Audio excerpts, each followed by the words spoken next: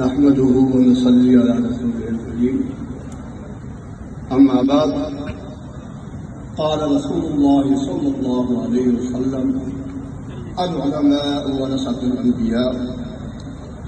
جناب اس سیمینار کے اس سیشن کے صدر حضرت مولانا حاجی عبدالرشید صاحب، حضرت مولانا عبدالمجید ازادی صاحب، میرے بھائی حضرت مولانا محمد موسیٰ شاکر صاحب اور تمام علماء کرام کا شکریہ ادا کرتا ہوں.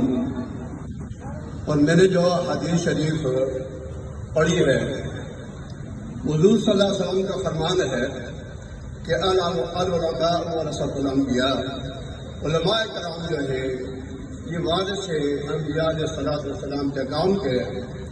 حضرت مولانا عبدالحکیم صاحب رحمۃ اللہ علیہ کا جو سیمینار ہو رہا ہے، کتاب کی جو رونمائی ہو رہی ہے، میں بھی اسی علاقے سے میرا تعلق ہے جہاں سے مولانا کا تعلق تھا.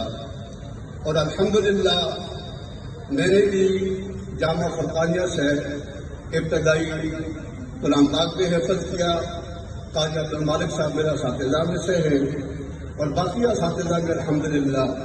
لیکن جو تربیت مولانا نے ہماری کی اور جو تربیت گرے ہوئے لوگوں کی کی، شاید کہ اس کے لیے اسلام آباد میں کسی عالم دین نے اتنی تربیت، اتنی محبت، اتنا خلوص شاید کہ نہ کیا ہو. اور مولانا کا کون سے بات پہ ہم موضوع پہ ہم بات کریں؟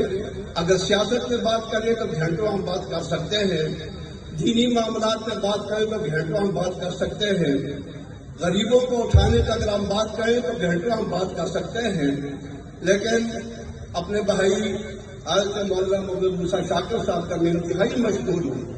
باقی جو علماء کرام یہاں تشریف فرما ہے، ہر شخص نے، ہر عالم نے اپنے اپنے طور پر سعی اور کوشش کی، لیکن مولانا محمد موسیٰ شاکر صاحب نے جو کارنامہ سر انجام دیا وہ قابل تحسین ہے اور میں ان کو مبارکباد دیتا ہوں. مولانا محمد موسیٰ شاکر صاحب نے صرف یہ ایک ہی کتاب نہیں لکھی بلکہ البدع کے نام سے بھی کتاب لکھی گئی، السنہ کی بھی 2 جلدیں آئی، اور حکیم ملت میں بھی جو ہے الحمدللہ انہوں نے کام کو پہلے تکمیل تک پہنچایا. میں ان کے انتہائی مشکور ہوں اور میں ان کے شکریہ ادا کرنے کے لیے اسٹیج پہ آیا ہوں. اللہ تبارک و تعالیٰ مولانا عبدالحکیم صاحب رحمۃ اللہ علیہ کو اللہ تبارک و تعالیٰ کروڑہا اپنی رحمت میں جگہ دے اور اللہ ان کے درجات بلند فرمائے. وما علینا الا البلاغ.